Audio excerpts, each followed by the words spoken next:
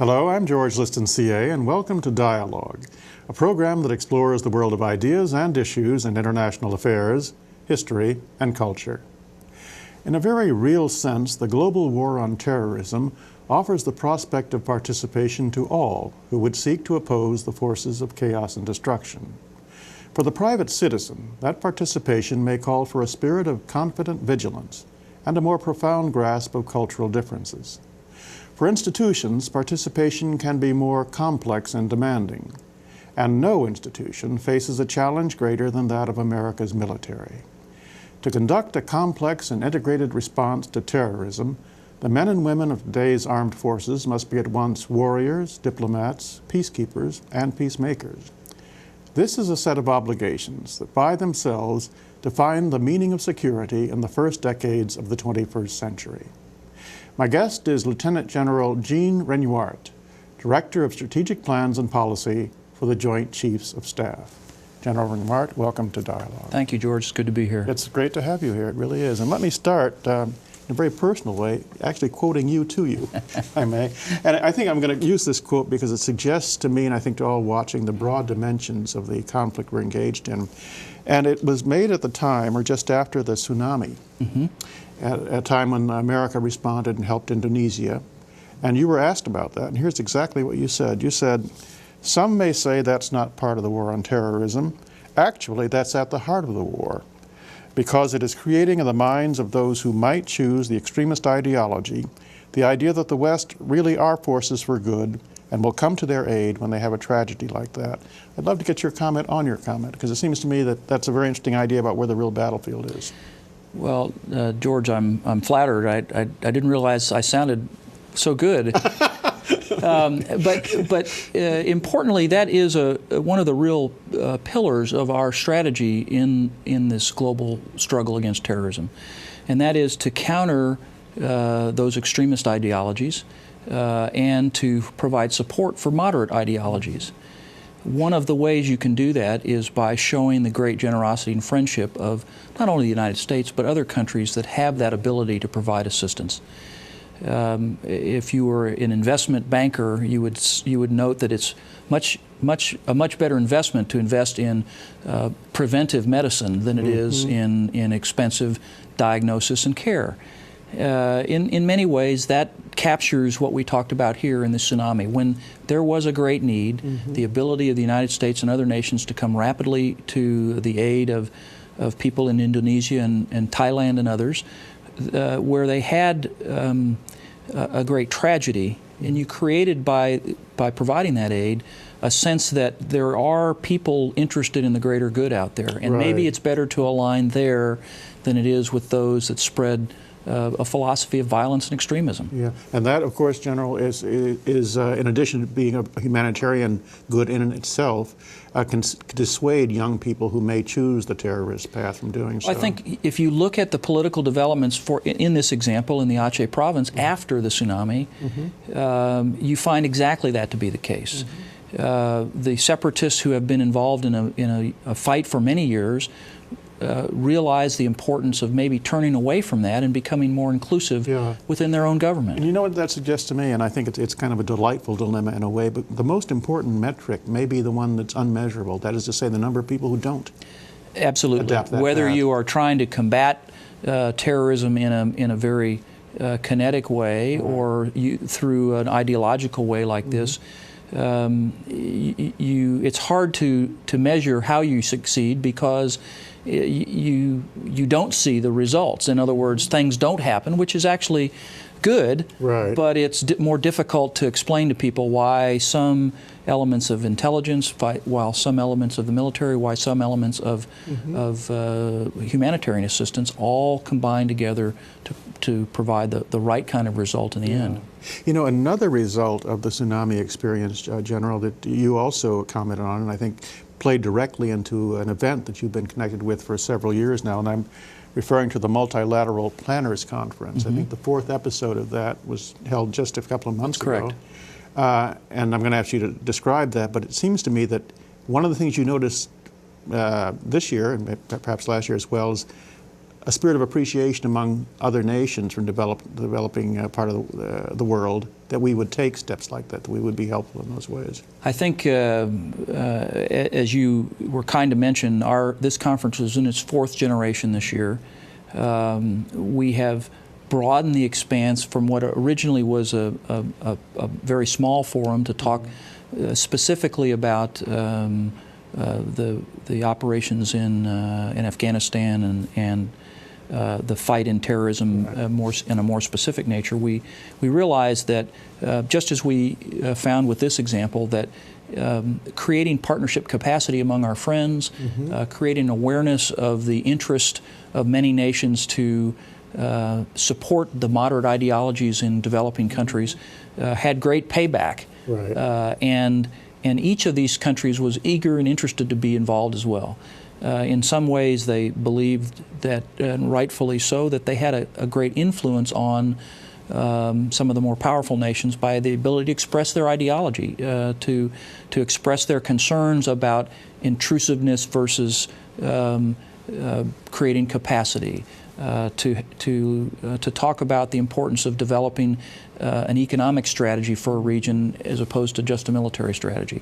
And so this conference this year really took on a very broad series of topics, almost at the desire of the participants. We had an agenda, but it moved fluidly. That's a very, especially that last comment, the desire of the participants. I believe there were 91 countries represented. That's correct. 231 participants. The desire of the participants, I guess that suggests to me that there may be a new conception of our leadership in that conference, or the role we play. I mean, how would you define the role we're playing with them now? Well, are they expressing themselves more in terms of? I think so, yes. My experience comes from certainly amount of time overseas, understanding NATO as sort of my baptism of coalitions, if you will. But more recently, my time at U.S. Central Command during the Enduring Freedom and Iraqi Freedom days, where we built these coalitions. Initially, General Franks called it the Coalition of the Willing. As 9/11 occurred, there was a groundswell of interest in helping. And we were able to create this coalition, ultimately growing to 70+ nations. And nations as small as Ethiopia or Latvia had a voice at the table. That became very powerful for them because in many ways they had an ability to influence strategy in a way that some of the more formal organizations that we have might not have allowed them. As we found in this conference, our ability to look regionally, to where we had many of the participants, for example, from South America, Central America, discussing some of their unique challenges and needs, but then being able to defend those and describe those to the group and taking feedback on that became, again, a very powerful tool for the group. So it's very much a two-way street now? Absolutely, absolutely. In terms of that two-way street, General, how important, let me phrase this question in two ways. Do we have a common definition of terrorism, and if we don't, how important is it that we don't?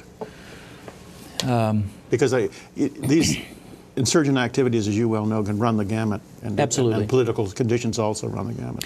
I think we have tried to put some bounds on this definition of terrorism as we see it globally. First, that it is a global movement, that it is transnational. Clearly today, the principle or the center of our attention in this definition is the Al-Qaeda and Al-Qaeda-related set of networks. It is those that use extreme views of an ideology of a religion and almost steal that and export that in a way that supports violence and divisiveness and of limiting rights. And so we've tried to bound this definition in a way that is maybe most easily acceptable across the regions of the world. Right. A general consensus. Absolutely. If you're in the Philippines or in Indonesia or the Southeast Asian area, those tenets of transnationalism, of illicit use of trade routes and banking systems and the like resonate there. Similarly, they do in the Middle East, as they do as well in Europe. Actually, that's well said, General, and it seems to me also, and I think that this is a part of the military plan and your comments at this table, that people who kill, extremists willing to use ultimate violence against civilians, I think that must resonate with every government and every civilized society. I think so, and it is difficult because there are some who will draw a line with supposed freedom fighters, and there are areas of the world where there is disagreement in political processes that has turned to violence.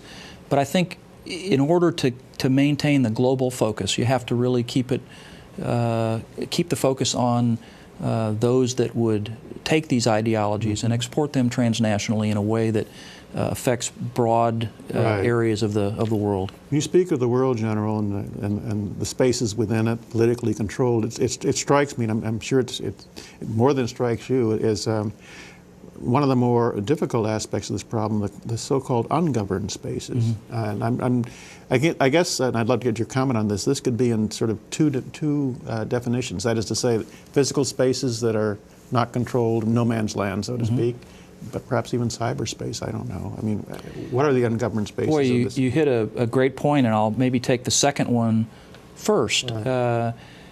There are so many things that we have not yet determined the best way to approach in the area of cyberspace. We protect the freedom of access to information. These movements exploit that access to information for their own purposes. We protect the banking systems in a way to defend the financial institutions, to defend businesses, yet those same protections allow extremist organizations to navigate through that system with a certain amount of invisibility. We protect and defend the freedom of speech and the openness in the press. These extremist networks take advantage of that openness in the press to get their message out, especially to areas where the only source of information may be one television with one channel in one small store in a village in an area where government isn't as effective, and that gets maybe to your second point. There are many areas in the world where in some cases the spoken word is the only means of communication, and so if you are able to co-opt an elder, for example, with an extremist view, that voice is then proliferated among the young, and if they don't see the presence of government, if they don't see the opportunity for a future, if they don't see the opportunity for education, that their perception of the world is skewed because their only source of information is this voice of extremism.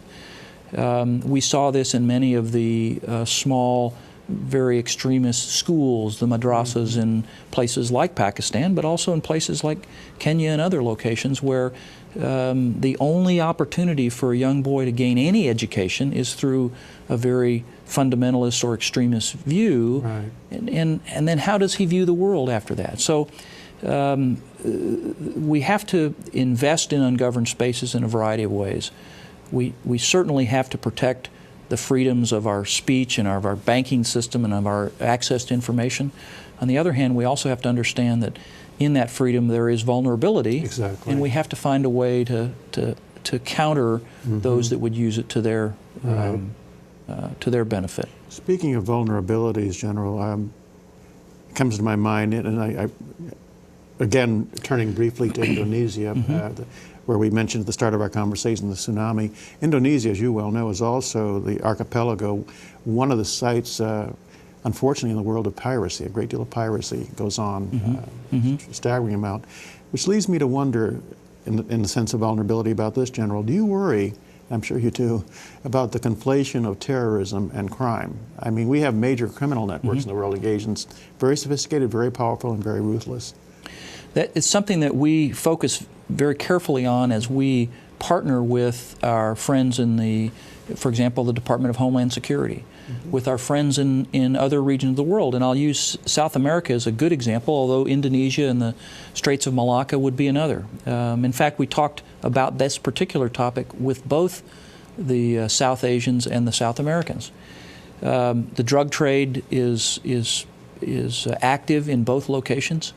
The movement of illicit goods occurs in areas of South Asia, pirated goods as well as just illicit trade and weapons. Illicit trafficking of people occurs. Exactly. All of those are conduits through which an enterprising terrorist organization can move, again, with relative anonymity. And so as we try to build our strategies of common approaches with these countries, we try to balance the focus on terrorist organizations with their real concerns with illicit trade and traffic. And how can we partner together so that as you close down those avenues of trade, illicit trade, you also take away an opportunity for a terrorist to move through that system. Right. It has it can affect areas like border control and customs and visa control. We've had cases back to the Indonesia model where the U.S. Pacific Command has focused on maritime security to combat piracy. But what came from that is an organization, an alliance, if you will, in soft terms, of the countries of Malaysia and Singapore and Indonesia to create their own maritime security force there. The U.S. partners with them to help provide intelligence and assistance as necessary, but they in fact are policing those waters. And we've seen a significant decrease in the events of piracy occurring there. Similarly, in South America, as the flow of narcotics to the north is clearly substantial, one of great concern. But we've tried to partner with those nations to help at least provide situational awareness so that you can begin to close down some of that flow. You know, a consistent theme in your responses, General, I think it merits emphasis at this moment, is partnership, alliance, cooperation internationally, our country with other countries, and also within our country, agencies, institutions. And I'd like to turn in that context to something you're very much involved with, and that's the National Military Strategic Plan. I want to get you to comment on it, but one of the first observations I'd make is that it's part of a even larger whole, isn't it? I mean, do we have, and I suppose this is the question, do we have a kind of integrated government-wide response of which the military is a very important part? Absolutely. The President signed a National Security Program Directive and a Homeland Security Directive that fuse together strategies for both countering terrorism but also protecting the homeland. And if you read our national military strategy, you'll see that those pillars are protect and defend, but then attack terrorists in their locations where we can find them. So it is a balance between the ability of the military to project counterterrorism activities and our friends in the Department of Homeland Security to help take that information and use it to protect our citizens here. Well, I have in fact read it. It's good reading, and I think it's publicly available. Everyone should. It is, and is worth. It's one of those. It's a document that on the surface you might say, well, it's very general in terms, but in fact it really does get to the core of what is important for us to fight this fight. Well, in fact, I found it very detailed, you know, and as you said, protect the homeland, respond to attacks, and also encourage moderation. And that's a creative area, isn't it? But it's so critical. We've talked about a number of topics here in this session that deal with that. Education, economic opportunity, a message of cooperation.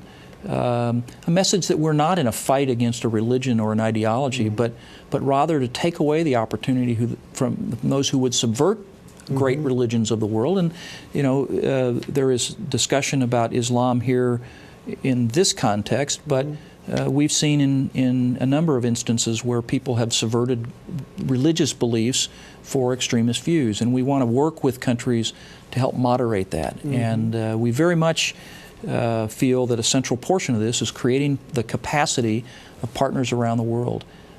Interestingly, as we've talked about the definition of terrorism being this transnational movement, we found that traditional geographic alliances also have to be changed in the way we approach this. This is not just. What does that mean? This is not just a NATO problem. It is a global problem, and so we have to partner. Goes back to our coalition discussion.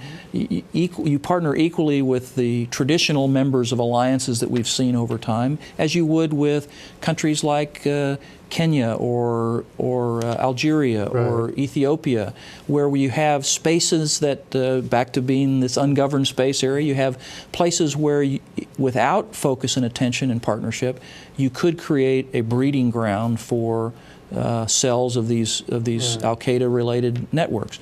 This all sounds to me extremely creative and extremely flexible. I mean, and meeting realities that are changing even as we speak, perhaps. I wonder this, General, and every aspect of the plan is, I thought, very explicit, and it struck me as a reader very well integrated. But if I was going to cite a center of gravity, so to speak, or a point where I thought everything kind of converged, and I think it's been implicit in our conversation, it would be the ideological conflict. That is to say, the fight for the minds of men and women. Is that? I think that's a fair description. If you asked for the military center of gravity, for example, I would probably have to look to Iraq and Afghanistan, where we have great work to do still in the military aspect. But even there, it is that you don't want to say minds and hearts because it sounds trite, but to some degree it is to create the circumstances where moderation becomes the prominent element of focus for both religious beliefs as well as cultural acceptance and integration. So I think if you look at how the enemy attempts to make us vulnerable, it is through my word, strategic communication. They use a message in a way that causes discontent, that causes extremism to grow, that creates dissatisfaction with a status quo in a particular area, and causes young men to consider acts of violence to counter what they believe to be unequal treatment by their governments. That's very helpful, General. I'm very glad you brought that up, because I did want to ask you about the nature of the enemy that all this is centered upon, and that answer speaks for itself. But what do they promise these young men who and women who would take up that cause? They have grasped on elements of corruption that they see in places in the world, and so by eliminating these so-called apostate governments, you would then create a more pure fundamentalist government who would not have corruption. In some cases, you see the inequalities of rich and poor. In many ways, not unlike communism approached the minds of people in the middle part of the last century, where it was the inequalities, maybe in the Industrial Revolution, that forced young men to be frustrated with the status quo and looking to make a difference. That same kind of approach is being used by these terrorist cells to create dissension in some of the more moderate countries around the world. General, I'll just offer a comment. I think it's absolutely heartening to hear a general of our military speak with such sensitivity about issues of corruption, inequality, and that to me shows that we're thinking about these things in a new way. We see these things in the wider context. Well, you made a good point at the start of the show, George, and that was that we have young men and young women who are out in the field today, and we ask them to not only be soldiers, sailors, airmen, and Marine, but we're asking them to be statesmen, we're asking them to be humanitarian assistance experts, we're asking them to be diplomats. In some ways, they've also got to be Mr. Jim will fix it. And so we have seen that this enemy has forced us to change the way we view the use of military in this fight. Clearly, we still need very strong, unquestionably strong military to ensure that no one would choose to take this country on as a peer. and we can't ever lose sight of that. But we have to also make sure that our young people are trained in ways to deal in a diplomatic way with people of different cultures and ideas. It's clearly a new day, General. It is. And as we come to the conclusion of what, for me, has been an extremely enlightening conversation, I must say, I want to ask you this final question for even brief comments, sir. What about the civilian aspect of this? I mean, it seems to me, as you well know, that any successful military or government effort depends upon public support. What's the word to? Well, first, we need the public support, and we have to know that the American public, but really the public of the world, is opposed to the kinds of ideologies that terrorists would support. But we've also got to tell that story, and opportunities like this to describe the focus and the concerns, taking advantage of our young men and women who are coming home from deployments to talk about their experiences. And some will be rough, some will be difficult, but they all seem committed. When you talk to the young wounded in the hospitals or the young men and women coming back, they're keenly focused on the fact that this is the right thing to do for the world, and we have to stay the course. And that's really the best message. Stay the course. Stay the course. I appreciate that, and I'm sure everyone listening and watching, excuse me, does too, General. Thank you so much. It was my pleasure. Indeed, it was mine, sir. Good. And that's our program. We appreciate your comments, and you can reach us at dialogue@wilsoncenter.org. I'm George Liston, CA, and you've been watching Dialogue, a co-production of the Woodrow Wilson International Center for Scholars and MHC Networks. Dialogue is also on the MHC Worldview channel, which is available to public TV stations nationwide. For more information, go to www.mhcworldview.org. And please join us again right here next week, and thank you for watching. General, thank you. My pleasure. That was good. Thoroughly. Next week on Dialogue. And the key is seasoning in the field. So you can't start putting too many young people on a team. You begin to lose that sixth sense when they have, and then that's why they can afford not to pull the trigger, because they've been out there enough times that they know, okay, let's just wait a little longer. And I think that we're in a difficult time now where there's high demand. They want to grow them, but they have to be careful they keep their standards so that they don't defeat the very specialness of the unit.